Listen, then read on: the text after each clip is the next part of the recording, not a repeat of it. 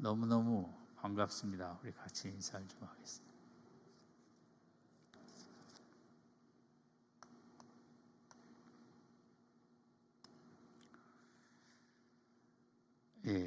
신앙생활은 이제 두 가지로 나눌 수 있는데, 하나는 구원 사건입니다. 구원받는다는 것은 얼마나 위대하고 영광스러운 일입니까? 그러나 결혼 생활이, 결혼식이 아무리 성대해도 더 중요한 것은 결혼 생활이겠죠. 부부 생활의 실제적인 모습처럼 신앙생활도 구원을 받았고 그 다음에 어떻게 예수님을 힘써 따라가는 것이 중요합니다. 예수님을 따라간다는 것이 때로 피곤하기도 하고 귀찮기도 해서 우리가 잘 못할 때도 있죠. 그러나 이 땅에서 우리 신앙의 핵심은 역시 그럼에도 여러 가지 어려움에도 불구하고 예수님을 잘 따라가는 것이 우리 신앙생활이죠. 여러분, 운동선수나 음악가가 잘 연습을 합니다. 피아노, 바이올린, 이런 정말 세계적인 최고의 수준에 있는 분들도 매일 연습을 합니다. 그분들이 연습을 하기 기분이 좋을 때도 있고 참 연습하기 귀찮을 때도 있을 것입니다. 오늘 하루는 쉬고 싶고. 근데 정상의 사람들은 하기 싫을 때도 합니다. 정상을 유지하기 위하여.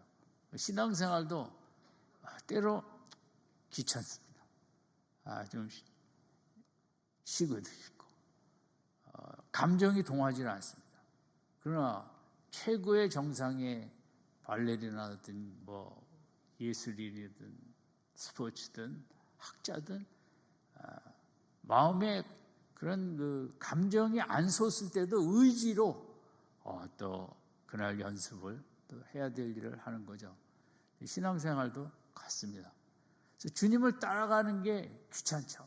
날마다 말씀 앞에 서고 하나님 앞에 무릎을 꿇고 하늘을 사모하고 귀찮지만 힘써 해나갈 때 우리들의 믿음의 또 위대한 체험들이 우리 앞에 다가오는 것입니다. 그래서 그날 밤에 우리가 읽은 본문의 밤에 누구는 그냥 다 집에 돌아가 잠을 잤습니다. 누군가는 주님의 말씀에 순종하여 따라 나갔다가 어려움도 겪었지만 그들은 예수님의 영광을 체험했습니다. 우리 신앙생활의 목적이 그것이거든요. 예수님의 영광을 체험해야 됩니다. 그래야 더 믿음이 생겨나고 그래야 더 믿음을 갖고 힘있게 나아갈 수가 있죠. 그래서 신앙생활에서 구원 사건 다음에 힘써 따라가는 것, 그 밤에 따라가서 나타난 10가지를 통하여 어떻게 보면 우리 믿음 생활의 전체적인 그림을 요약해서 우리가 생각할 수 있겠습니다. 첫 번째는 그날 밤에 따라갔던 게 지치기도 하고 좀 싫기도 했지만 그게 엄청난 큰 부르심이었다는 것을 그 밤이 지나고 제자들은 깨달았습니다. 예수님 따라가는 게 뭐 대단한 일인가? 기도에 나아가고 기도하고 그게 싫을 때도 있죠. 그러나 세상에 가장 큰 부르심은 예수님이 우리를 따라오라고 할 때가 제일 큰 부르심이고, 인생을 살면서 점점 나를 부르는 것이 없죠. 자식들도 자기들 바쁘면 부모님을 이렇게 잘 부른다거나 그게 약해지죠. 누가 나를 부르나? 아무도 안 부르죠. 인생이 외롭죠. 그러나 하나님은 우리가 나이에 상관없이, 연약함에 상관없이 계속 부르시고 너를 사랑한다고, 나를 따라오면 내가 정말 큰 영광을 체험하게 해주신다고 이제 늘 부르시는, 어쨌든 예수님 따라가면 정말 엄청난 큰 부르심이었다는 것을 우리가 날이 갈수록 더 체험하게 됩니다. 두 번째는 큰 헌신을 체험했습니다. 부르심이 좀 힘들었지만 그래도 헌신을 하였더니 예수님이 얼마나 위대한 분인가를 그날 체험하게 됐거든요. 그래서 예수님을 따라간다는 그 헌신, 더 헌신해야지. 야, 따라갔더니 이런 걸 체험하는구나. 여러분 뭐 음식점도 우리가 좋아하는 이런 카페니 뭐니 체험을 하면 또 가고 싶고 또 가고 싶고 예수님을 자꾸 체험하면 또 따라가고 싶고 더 헌신하고 싶고 교회에서 헌신해라 뭐 하자 이거보다는 내가 예수님을 체험하면 정말 더 헌신 날이 갈수록 더 몸과 마음을 드리는 여러분 뭐 헌신은 어떻게 보면 하나님을 더 사랑하는 것인데 몸과 마음과 뜻과 정성을 다하여 주 너희 하나님을 사랑하라. 그게 헌신이거든요. 사랑하는 게. 그 밤에 예수님을 체험했기 때문에 그들은 더 예수님을 사랑해야지. 이런 분을 우리가 정말 사랑하지 않고 어떻게 살겠냐. 그래서 더 헌신할 수 있는 어떤 그 기틀을 그 밤에 체험하게 됩니다. 세 번째는 이제 큰 광풍을 체험했습니다. 예수님만 따라가면 만사 형통일 줄 알았더니 웬걸 뭐 큰 광풍으로 사망의 지경에 이르렀죠. 예수님을 따라간다는 것은 뭐 듣기 좋게 뭐 예수 믿으면 이것도 잘 되고 저것도 잘 되고 그런 건 없습니다. 예수를 따라갔더니 이것도 잘 안 되고 저것도 잘 안 되고 그건 바로 그게 오히려 정상 코스라고 할 수 있죠. 큰 광풍을 헌신할수록 더 내게 어려움이 닥치는구나. 오늘 내가 어려움 속에 있다는 것은 그만큼 하나님이 나를 부르셨다는 증거입니다. 내가 아무 어려움도 없고 평안이 있다면 그래서 저는 그 영적으로 그건 주님의 부르심이라고 생각하지 않습니다. 주님의 부르심은 우리에게 그런 풍파에 흔들리는 거거든요. 네 번째는 큰 절망을 체험했습니다. 예수님이 38절에 있는 대로 제자들이 살려고 정말 온 힘을 다할 때 고물에 베개를 베고 주무셨습니다. 제자들이 선생님이요 우리 죽게 된 것을 돌아보지 아니하시나요? 이건 책망이거든요. 도와달라는 것이 아니라 예수님 참 실망스럽다. 낮에는 그렇게 귀한 말씀 많이 하시고 병자도 좀 고치시고 그러시더니 이 예수님이 이 밤바다의 큰 광풍 앞에서는 꼼짝도 못 하시는구나. 힘이 없으니까 저렇게 마치 숨어서 요나가 잠을 자는 것처럼 그렇게 여겼던 것입니다. 예수님께 큰 절망을 했습니다. 예수님을 따라가면서 우리가 이것도 꼭 겪게 되는 거죠. 예수님에게 절망하고 하나님을 따라가다가 하나님에게 절망하는 시간이 옵니다. 그럼 신앙생활에 어쩔 수 없는 코스입니다. 그래서 아니 세상도 절망하지 않으려고 예수 믿었더니 이 뭐야 그렇게 생각할 수 있죠. 그러나 예수님을 따라간 그 밤에 사경을 헤매는 절망을 체험하고 예수님에게도 절망을 하는 사랑이 그렇게 많으시다더니 뭐 제자들 다 죽어가는 것도 쳐다보지도 않고 잠만 주무시는 거야. 예수님께도 절망하고 이게 신앙생활에는 반드시 있습니다. 그걸 극복하고 나가다 보면 이제 체험하고 또 체험하다 보면 그게 사랑 진짜 사랑이었구나. 진짜 사랑했기에 나에게 이렇게 큰 절망을 주셨구나. 인생을 되돌아보면서 그래서 뭐 남는 게 그래도 고생할 때 힘들 때 큰 광풍 앞에 속상할 때 뭐 우리에게 큰 절망이 있을 때 아니 그 절망을 어떻게 아직도 지속될 때 그것은 주님이 사랑하지 않는 증거가 아니라 그 절망을 하고 있다는 자체는 주님이 크게 사랑을 하고 있다는 증거인 것입니다. 아멘. 좀 아멘하기 싫죠. 예. 그럼 그게 성경적인 진리인 걸 어떻게 하겠어요? 나에게 큰 절망을 주셨다면 큰 사랑을 하셨기 때문에 큰 절망을 주십니다. 왜냐하면 그 큰 절망이 아니면 우리가 주님을 체험하기가 어렵습니다. 다섯 번째는 큰 안식을 체험했습니다. 예수님을 따라서. 예수님이 잠자는 모습이 당시에는 좀 얄미웠겠죠. 그러나 그 아기같이 잠자는 그 모습, 그 큰 광풍 앞에서 아무리 피곤하다고 해도 그렇게 잠잘 수는 없는데 그것은 안식하기에 마음에 평안이 있게 잠을 잘 수 있었던 거거든요. 그러니까 제자들이 그 장면을 잊을 수가 없는 것입니다. 풍파가 많이 불어오는 이 세상을 살아가면서 마음에 광풍이 불어오는데 어떻게 잠이 오겠어요? 예수님이 잠을 주무셨더라. 하나님께 다 맡기고 그걸 봤기 때문에 여러분 신앙생활은 보지 않는 건 할 수 없습니다. 아무리 신학교에서 가르쳐도 자기가 집에서 어머니한테 아버지한테 그 신앙생활 그 광풍 앞에 흔들리지 않는 모습, 그 평안한 모습, 그것은 봤기 때문에 이제 신앙이 힘을 얻고 나가는 건데 봐야 되는 것이 그것을 보여준 거죠. 베드로도 사도행전에 가면 내일 처형당하는데 잠에 골아 떨어져 갖고 천사가 와서 찔러도 몰랐잖아요. 그것은 그만큼 예수님에게서 배웠다는 거죠. 큰 광풍 앞에서 큰 평안을 누릴 수 있다. 예수님도 그러셨다. 우리에게도 그 은혜를 주신다. 초대교회 300여 년 동안 이런 크고 작은 광풍이 끊이지 않았습니다. 그런데 어떻게 기독교가 살아남았는가? 큰 광풍 속에 그들이 하나님을 사모할 때 큰 평안도 주셨거든요. 큰 안식을. 그래서 초대교회 300년은 두 가지로 특징을 잡을 수 있습니다. 큰 광풍과 큰 평안.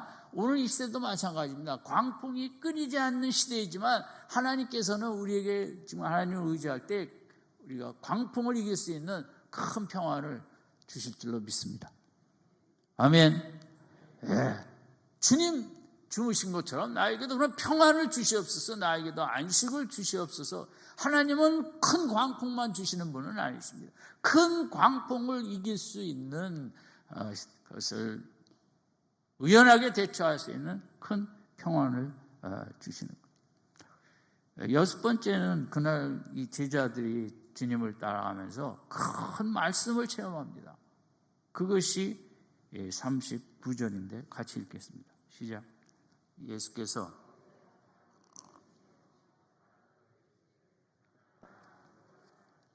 바람이 그치고 아주 잔잔해. 두 마디인데 무엇과 무엇이죠? 잠잠하라, 고요하라. 여러분 근데 이제 그런 거는 좀 크게 대답을 해야지. 이번 주간 이 두 마디로 살아갈 건데 다시 뭐죠? 잠잠하라, 고요하라. 예수님의 말씀이 얼마나 위대한지 그날 하루 종일 강의 들었으니까 깨닫기도 했겠죠. 대단하시다. 그렇지만 정말 예수님 말씀이 무섭다는 것, 위대하다는 것은 그 밤에 더 깊이 체험하는 거죠. 어떻게 그 바람과 파도 앞에 우선 말을 한다는 게 그게 있을 수 없는 일이죠. 그게 뭐 굿을 한다든지 뭐 빌고 빌어야지 그 광풍 앞에 뭐 두 마디 딱 한다는 것, 그게 애완견도 아니지 않습니까? 큰 바람과 큰 파도가 그것을 말을 했다는 거죠. 두 마디만 딱 부탁한 것도 아니고 명령을 한 것입니다. 그런데 마지막 절에 있는 대로 순종하면서 한순간에 고요로 변한 것입니다. 그것은 정말 예수님이라는 분이 얼마나 크신 분인가. 그냥 단 두 마디 고요하라, 잠잠하라 했는데도 그 큰 풍랑과 파도가 한순간에 고요해지는다면 순종했다는 거거든요. 세상의 생명체도 아닌 바람과 파도도 순종하더라. 예수님 말씀 앞에. 얼마나 크시길래. 이거는 육군 참모총장이 한다고 될 일은 아니었습니다. 그것은 살아있는 병사들에게는 그 명령이 통하고 대통령이라도 살아있는 강요들에게 이렇게 얘기해야 때나 듣는 거지. 대통령이 남산 위에 올라가서 태풍아 잠잠하라 이렇게 해서 될 일은 아니지. 그 밤에 정말 예수님을 따라갔더니 별의별 정말 세상에 있을 수 없는 창세기 1장을 체험한 것입니다. 빛이 있으라 하며 빛이 들어온 것처럼 이것은 어떻게 인간의 이성의 능력으로 해석할 수가 없는 것입니다. 여러분 이제 우주가 어떻게 생겼느냐? 많은 과학자들의 결론은 빅뱅입니다. 어느 한순간 큰 폭발로 우주가 만들어졌다. 그럴 수 있겠죠.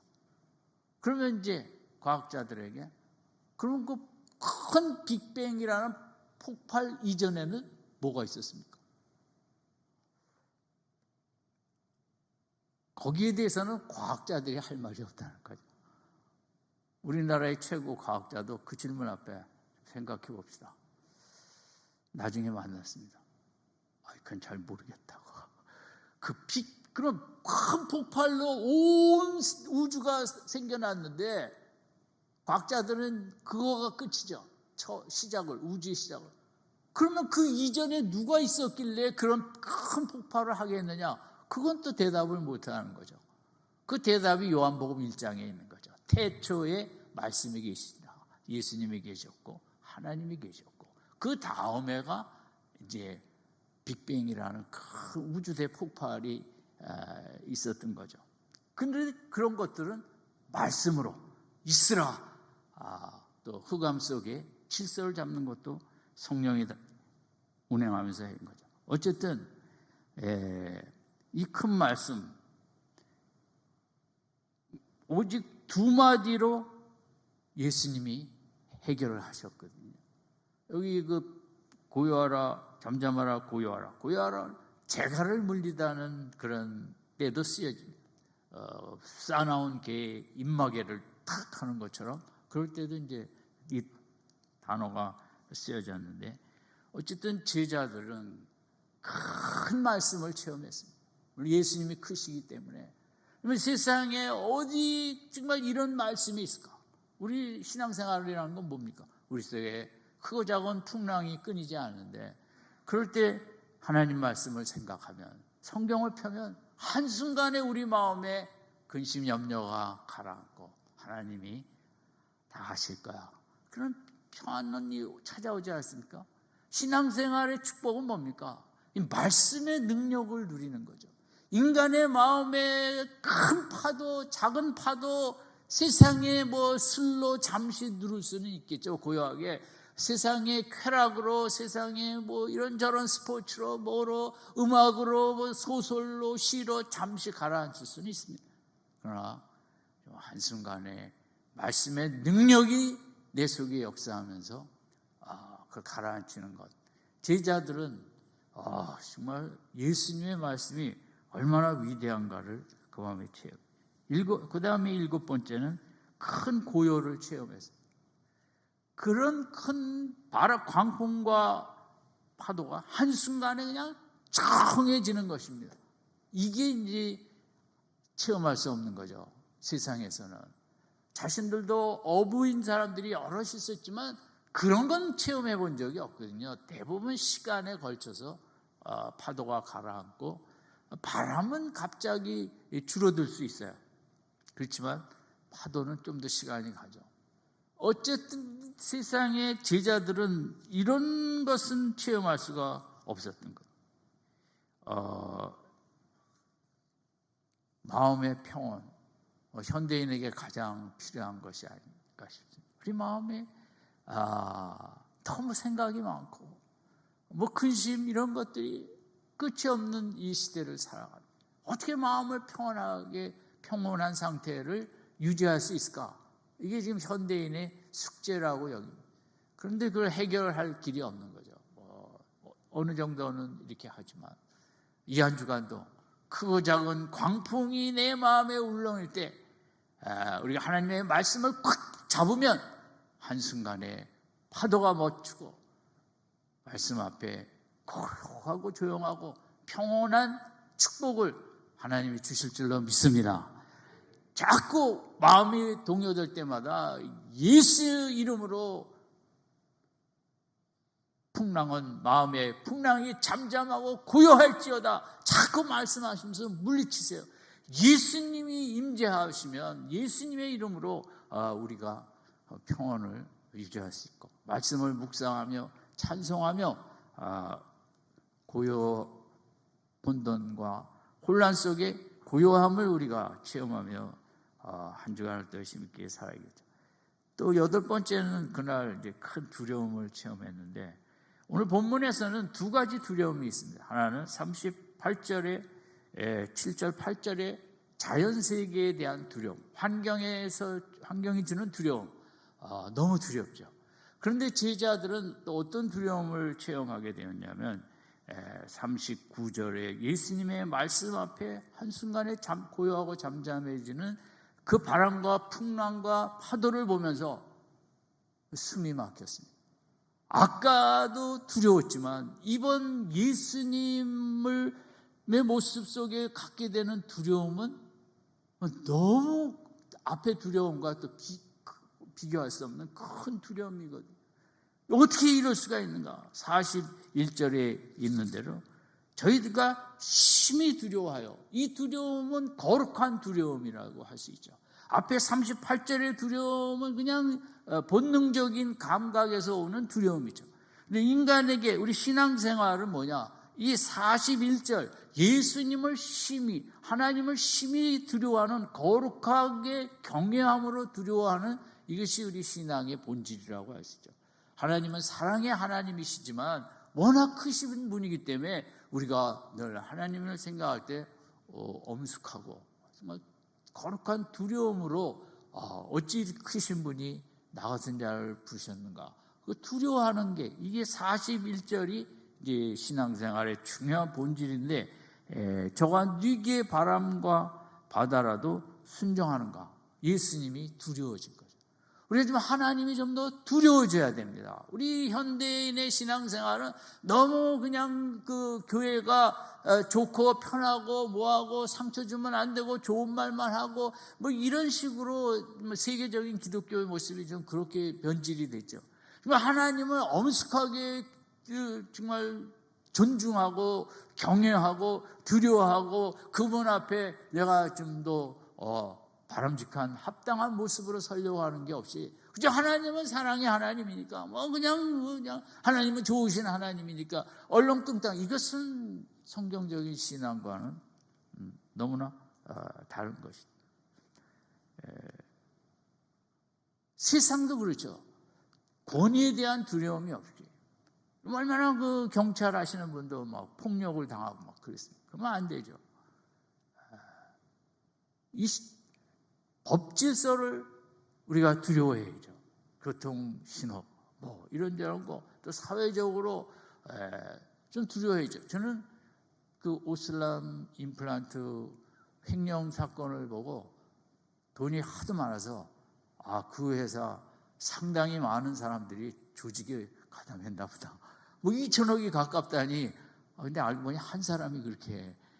정말 두려움이 없는, 다못해 뭐 매덕도 나쁘지만 이게 뭐 매덕이라면 또 모르겠는데 어떻게 그렇게 두려움이 없는, 자기 하고 싶은 대로 뭐 다 그렇죠. 뭐 요즘은 그런 분위기가 너무 많은 거죠. 하고 싶은 말 다 하고 그냥 정치하는 분들도 떠오르는데, 좀 더 이렇게 나라를 두려워하고 국민을, 백성을 두려워하고 좀 그런 모습이 우리가 원하듯이, 어쨌든 하나님을 두려워하는 것, 예수님을 정말 두려워하는 그런 체험을 그들이 그날 밤에 하게 된 거죠.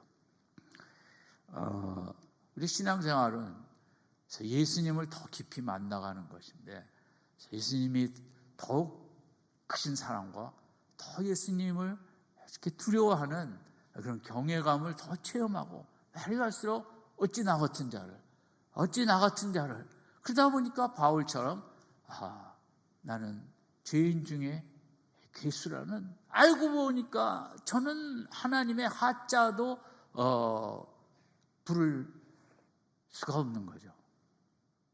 저도 신앙생활을 이렇게 하다 보니 요즘은 정말 천국 가기가 미안한 거예요. 제가 뭘 했다고 천국에 갈 수 있나? 그건 아닌 것 같습니다. 그런데 하나님은 괜찮다. 예수를 믿으면 올 수 있다. 그래서 제가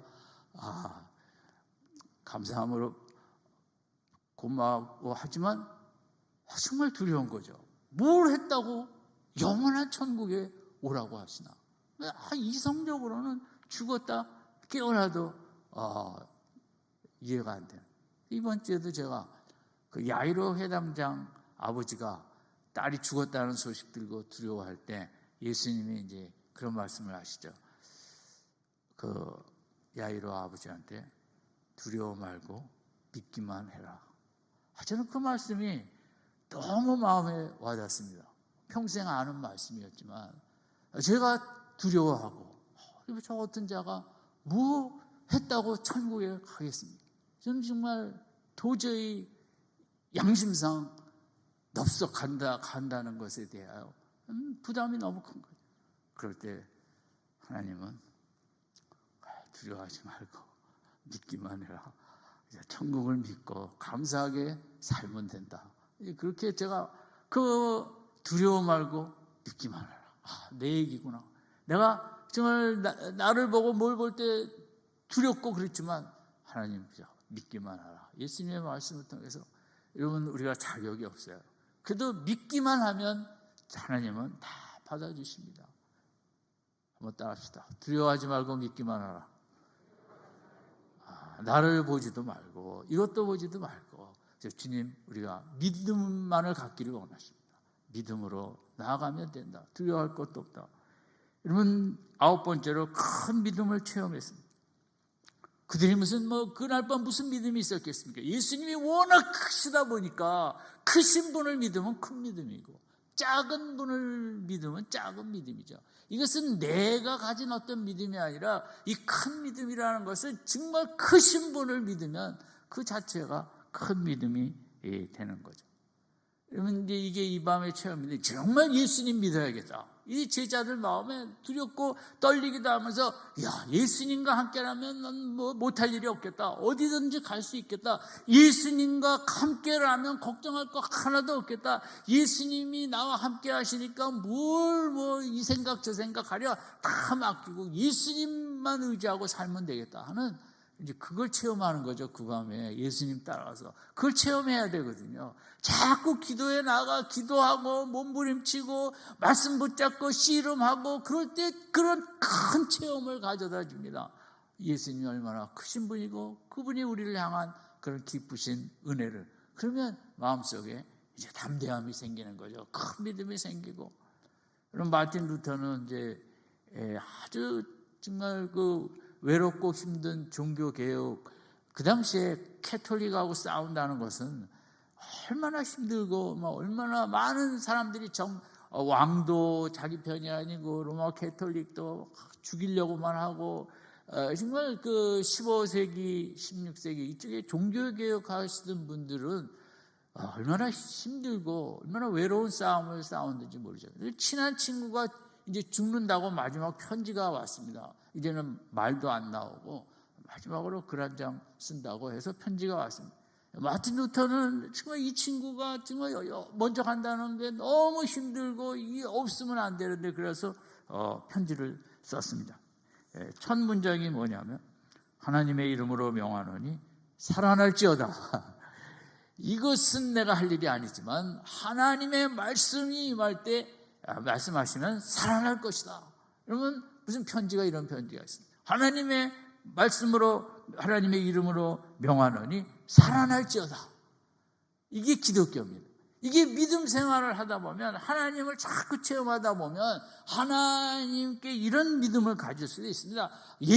나사렛 예수의 이름으로 이런 풍랑도 잠재울 수 있고 이런 믿음들이 이렇게 많이 생기는 거죠. 우리 성도님들도 이런 믿음이 있길 바랍니다. 우리 자녀들이 힘들고 약할 때 하나님의 이름으로 명하노니 나사렛 예수의 이름으로 명하노니 우리 자녀가 힘을 받게 하여 주시옵소서. 벌떡 일어나게 하게 하여 주소서. 소망을 갖고 꿈을 갖고 좀 힘있게 일어나서 돌진하게 하옵소서. 여러분 엄마가 하기 힘들어요. 그럴 때는 이렇게 믿음으로 주님께 구하셔서 죽은 자들을 살리는 에스겔 골짜기의 마른 뼈를 큰 군대로 만드는 역사, 우리가 믿음이 있으면 이 시대에도 우리 가정과 우리 교회와 우리 사회에서 얼마든지 우리도 마틴 루터처럼 그렇게 명령하고 그런 역사를 이룰 줄로 믿습니다. 그래서 이 친구가 6년을 더 살았는데 마틴 루터 죽은 다음에 2달 더 살다 죽었답니다. 사람들은 어떻게 그랬을까? 알죠. 마틴 루터가 정말 믿음을 갖고 간절히 하나님께 이렇게 해서 살았다는 거. 여러분, 우리가 예수님을 체험하는 만큼 이런 믿음이 더 커지는 거죠. 하나님의 일꾼이 된다는 것은 교회 오래 다녀 목사가 되고 장로가 되고 권사가 되는 게 하나님의 일꾼이 아니죠. 하나님의 일꾼은 날이 갈수록 하나님을 많이 체험해서 직분은 집사도 아니고 평신도일지라도 이런 믿음으로 자식을 살려내고 가족을 살려내는, 교회를 살려내는 이런 믿음의 사람이 진짜 일꾼인 줄로 믿습니다. 아멘. 그런 일꾼들 되시기를 바랍니다.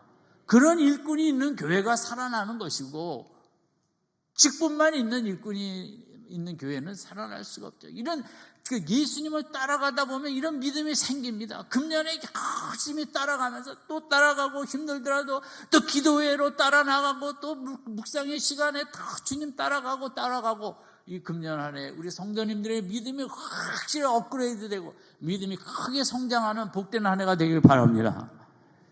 미국에서 한 선수가 올림픽에서 금메달 따고 오하이오의 클리블랜드에 거기 고등학교를 갔어요. 자기가 잘하죠. 가서 이제 너희들도 할 수 있다. 사랑하는 후배들이요, 정말 믿음을 갖고 힘있게 나가면 나처럼 메달을 딸 수 있다. 한 소년이 끝난 다음에 학생이 찾아왔어요. 정말 저도 그렇게 삶을 살고 싶다. 믿음으로 일어나고 싶다. 그래서 이제 헤어졌지만 나중에 보니까 올림픽에 나가서 이 친구가 금메달을 4개 땄어요. 제시 오웬이라고 세계 최고의 육상 선수죠. 이 선수가 금메달을 따고 또 이제 클리블랜드 와갖고 많은 인파 환영받고 또 시간을 가질 때 이제 어떤 학생이 찾아왔어요. 옛날 자기가 그때 만났던 것처럼 찾아와서 저도 믿음을 갖고 나가면 그렇게 금메달도 딸 수 있을까요? 그럼. 그런데 제시 오웬이 할 수 있다고 믿음으로 나가라. 그래서 또 이 친구가 올림픽에 나가서 금메달을 땄다는 거예요. 이러면 많은 학생들에게 얘기를 했어요. 그냥 누군가는 따라가고 싶다고, 당신은 당신 같은 인생을 나도 살고 싶다고. 그래서 따라갔더니 정말 한 사람이었고 또 한 사람이었지만 그 금메달을 딴 것처럼. 이런 우리의 신앙생활이 이 시대에 정말 필요한 것은 구원 사건 이후에 우리가 열심히 따라가면 이런 믿음도 생기고, 믿음으로 죽어가는 친구도 살리고 자식도 살리고, 우리가 큰 믿음을 갖고 교회도 살리고 나라도 살릴 수 있는데, 우리에게 정말 필요한 믿음을 더 준비하기 위해서 우리가 금년 안에 열심히 예수님을 따라갈 수 있기를 바랍니다. 세상 많이 따라오라고 하죠. TV만 키고 많은 홈쇼핑에서 나를 따라오라고, 이것저것 다 따라오라고. 저도 따라가고 싶어서 저거 사자 그랬다는 걸 혼나지만, 그 부르심도 따라갈 필요가 있는 것도 있겠지만, 정말 예수님을 따라가고, 예수님의 말씀을 따라가고, 예수님의 사랑을 따라가고, 예수님의 은혜를 따라가고, 금년 한 해 다른 거 안 보고 예수님만 따라가야겠다. 아멘. 따라가는 자에게 체험이 있습니다. 예수님만 따라가고 아침에도 기도로 시작하고 시간 있을 때마다 예수 말씀을 또 묵상하고 따라갑니다. 절대 놓치지 않겠다고 시간 있을 때마다 일을 하다가도 더 예수님을 따라갑니다. 잠시 1분이라도 따라가는 자에게 오늘 본문처럼 이런 체험을 통해서 큰 믿음을 체험하고, 큰 헌신도 체험하고, 큰 능력도 체험하고, 큰 평안도, 두려움 다 체험하면서 귀한 삶을 살아갈 수 있는 거죠. 아무쪼록 이번 한 주간을 작정하십시다. 따라합시다. 이번 한 주간 예수님만 따라가겠다. 따라갈 때 큰 체험이 일어납니다. 그 체험으로 더 믿음의 사람이 되고, 믿음을 가지고 더 귀한 일 많이 하시는 우리 성도님들 되시기를 주님의 이름으로 축원드립니다. 기도하겠습니다. 주님, 우리를 꽉 붙잡아 주셔서 다른 것 따라가지 않냐고 예수님만 힘있게 붙잡고 따라가도록 축복하여 주시옵소서. 예수님의 이름으로 기도드립니다.